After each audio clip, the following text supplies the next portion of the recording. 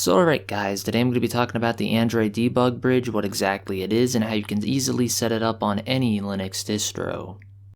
Now with that said, if this video gets enough traction, I'll also cover how to easily set it up on Windows, but for the time being, what exactly is the Android debug bridge? Well, it's this setting called ADB on most devices. If you turn it on, it allows you to shell into any Android device and issue commands such as uninstalling applications, installing applications, disabling system applications, and various other features. It could do everything from screen recording to pushing and pulling files to and from the device itself. But with that said, to get this all set up on Linux, you first of all need to have the Android Tools package installed. I'll have a couple commands on screen that you can use for your various distros. However, since I'm running Arch, I'm going to be using pacman to install this package. But if you don't want to type it out word for word on screen, down below in the description, I'll also link the commands for you to easily copy and paste them. Now, if my system was cooperating correctly, you would see I already have this installed, so I'm not going to install it again, so I'm going to tell it no. But yeah, after you run that command, the program should install correctly and be set up and ready to use. However, there is some things to note. You can either tether a device up to your computer and run the ADB that way, which is the most secure way, it's also the fastest. Or you can connect up to it remotely over the Wi-Fi. Now, depending on your device, you may have two sets of ADB options, one for tethered and one for Wi-Fi. On some devices, you only get a wireless option. But with that said, on some devices, especially phones, they hide these options away, so you will have to look up how to enable the ADB on your particular phone or how to get to the developer settings. Now in my case, since I already got the ADB turned on my phone and ready to go, I'm going to be using my phone as the first example for how to do a tethered connection. So what I'm going to do is plug in the USB-C cable into my phone and plug my phone into my computer. From here, I can just type in ADB devices and my computer should automatically find my phone. After it starts to service up, of course. As you can see, it says unauthorized, and I now got a message on my phone, so I'm just going to click on allow, and now my device is ready to go. If I type in ADB devices again, you'll see that I am already set up and attached. Now from here, I could type in ADB shell, and quite easily just navigate around on my phone through all the various folders. If you want to see what applications are available on your particular device, you can navigate into, I believe it's the bin folder, do an ls, and you'll see all the commands that you have available for your specific device. Some devices limit what commands you can run, but as you can see, my phone has a few of them. However, I'm going to back out of this, clear my screen, actually I'm going to exit out of the terminal, then clear my screen, and from here I'll explain how you can easily use this to install an app. So let's say I had an application, all I gotta do is type in ADB, install, then drag and drop the APK here and hit enter, and that will install the application to my phone. Same thing can be done for uninstalling. You can list out the packages on your phone and just do an uninstall instead. You can easily do preview what packages are on your device by just typing in ADB shell pm list and then packages. Now there are some toggles we can do here. We could do attack F, that will list out every single package, even system applications. Now keep in mind, if you uninstall a system application, your device may become unstable, so keep that in mind when uninstalling some applications. Be sure you know what they do first. Other than that, you can put attack 3 to show third-party apps. These would be the apps that you installed onto your system. And attack S just shows the system applications. In my particular case, I'm going to use attack 3 to just show out what applications I have installed at the current time. As you can see, this is everything I have on my phone at the current moment. So let's say I wanted to uninstall a Termux, for instance. I could just do that same command that I did earlier. So all I have to do is type ADB uninstall, paste that, then hit enter, and that package should uninstall. Make sure you spell it right, of course, and make sure you copy the name right, of course. The COM in front of it is very important. Anyway, I'm going to clear my screen out, and I got one more thing to demonstrate. On most devices, you can actually screen share them through a tethered connection with a program called Scrcpy. Hopefully I'm saying that right, but I'll have the command on screen and typed out. All you gotta do is type that in, hit enter, and your phone screen should then be mirrored to your computer. However, in some cases, this program doesn't get installed automatically on most systems, so you will need to install it. So I'll have a command on screen for how to install that for your various systems as well. In my case, since I got Arch, I'm just going to do attack S, and then SR. Alright, there we go. I accidentally typed the name in wrong, forgive me. It's not particularly my fault. I do wish they would call this by a different name, because it is kind of hard to remember. But yeah, as you can see, I already got the package installed, so I'm just going to cancel that, clear my screen, and we're going to run it just by typing in the same exact name. And if everything goes correctly, your phone should then be mirrored to your computer. As you can see here, it is indeed mirrored to my computer, and it's in pretty much real time, full 60 FPS as far as I'm aware.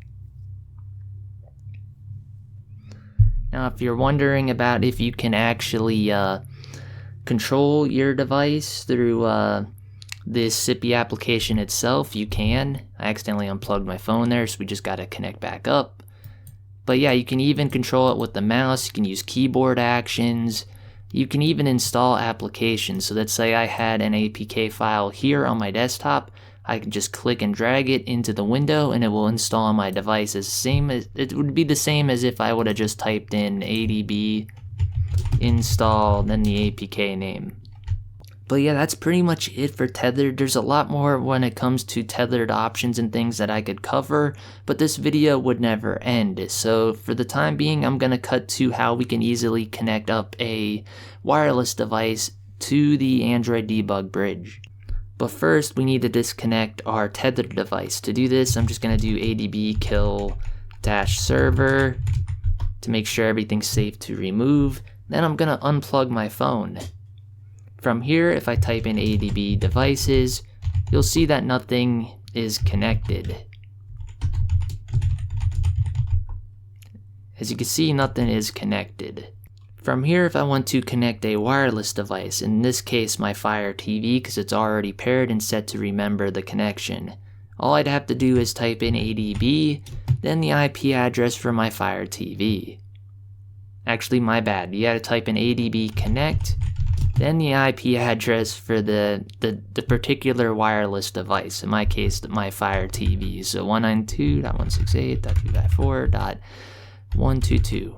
Keep in mind, depending on what device it is you have and what it is connected to on your network, your IP address will vary, so be sure you're putting in the IP address of your particular device and not the one I have on screen. After you do that, we gotta specify a port number. Sometimes, depending on the device, I've noticed this in phones, you'll have a specific port address. Your phone will typically tell you what it is if you want to connect in remotely. In the case of my Fire TV and most other devices, I found out, just using 55545s is enough. As you can see, I'm now all connected up to my Fire TV stick. The device is attached. I can now type in adb shell, and now I am actually able to modify system files on my Fire Stick TV. In fact, there's a couple commands I've run on this on boot that I have scripted to run that terminate the ads, the over-the-air updates, and it fires up a custom home launcher. I'm not going to be covering that in this particular video, but if you wish to know more about Fire TV modding, maybe I'll make a video on that. But for the time being, since we're remotely adb'd into this, why don't we run Scrcpy again?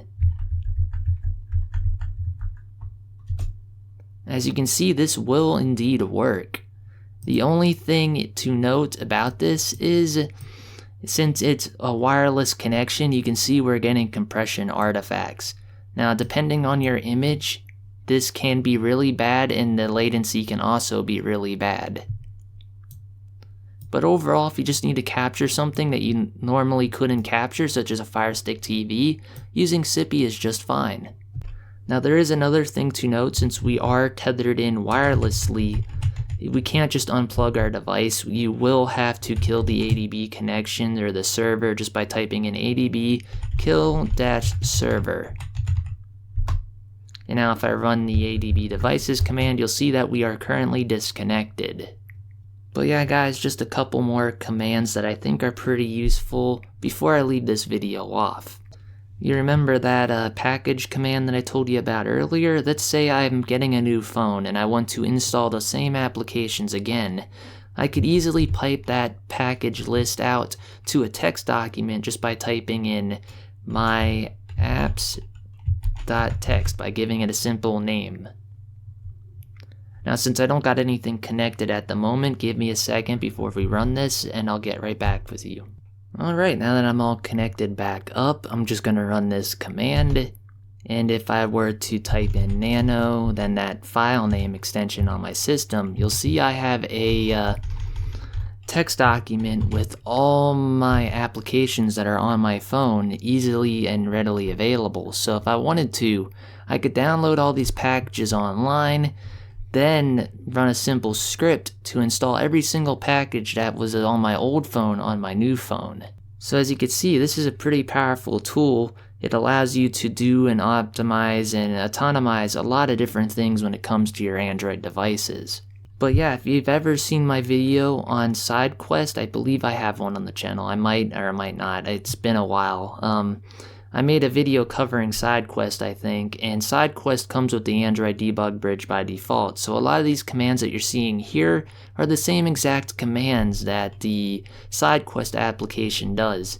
You can even screen share your Quest headset through a tether with almost zero compression artifacts and record as long as you want using Scrcpy.